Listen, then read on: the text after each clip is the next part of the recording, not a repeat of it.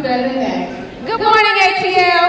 Good morning. My name is Janean Lewis. I'm the founder and CEO of Silent Shade. It truly is an honor to be here today. Just wanted to shout out some special folks. And first of all, thank you, Gather Spot, and Nas and her team. We want to thank our vendors and sponsors of Mayor Janean Lewis and the Lee Thompson Young Foundation, Behavioral Link, Children's Healthcare of Atlanta, also known as Show Up, DDHD, and CareSource. So if I left anyone out, please forgive me. We'll be shouting out throughout the day. And it really is an important subject and reason why we're here today. As you know, September is Suicide Prevention Awareness Month, and our youth and young adults, some of them are struggling, right? And we want to impart really good information today, right, that can give them healthier ways to cope. So again, it truly is an honor. And whether you are joining us in person or a part of our virtual audience, we thank you for being a part of our second annual My Life is a Gift Suicide Awareness Summit. First, we would like to introduce and bring to the stage Janean Lewis, who is the Senior Director of Atlanta's Mayor's Division of Youth Engagement, who will open up our program today. Let's give it up for Janean. And fun fact, oh my gosh, Janean interned with my intern at LaFace Records, so what a full circle moment. Welcome, Janean. Good morning, and good to see you again.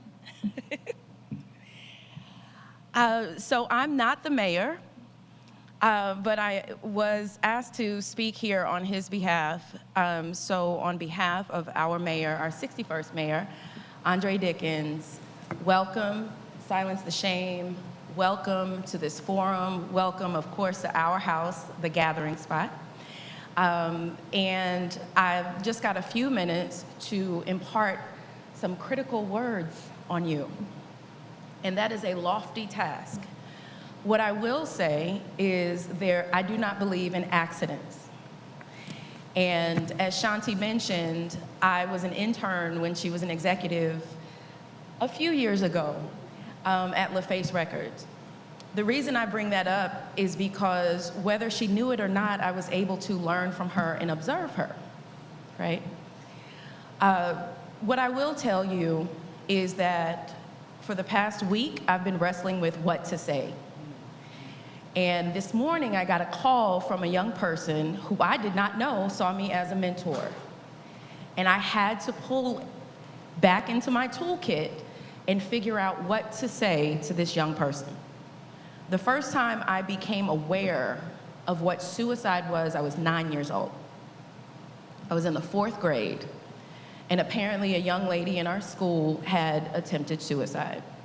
I'd never heard this before, didn't know what it was.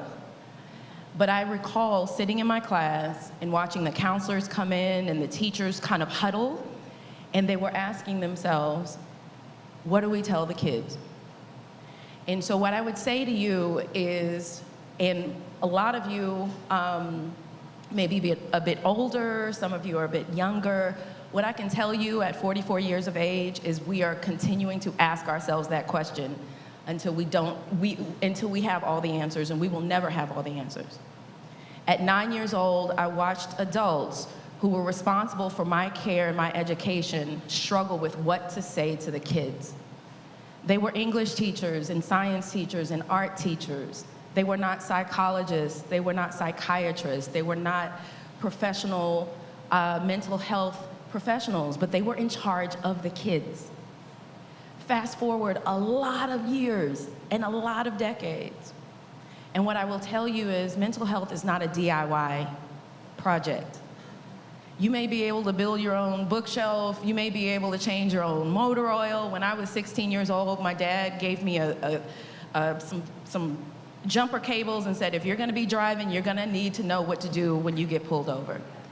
So what I will tell you today is that the knowledge and the information that you gain, keep it in your trunk, keep it top of mind, because it may not be for you. You may need to hand somebody a tool. You may need to hand somebody a phone number.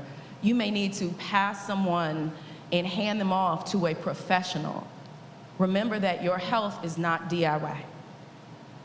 And I'm not sure if I've been able to say the right thing this morning, which was what do I say? But what I will tell you is that there are professionals here to help you and to provide you with the toolkit, because you may not need those jumper cables, but someone else will.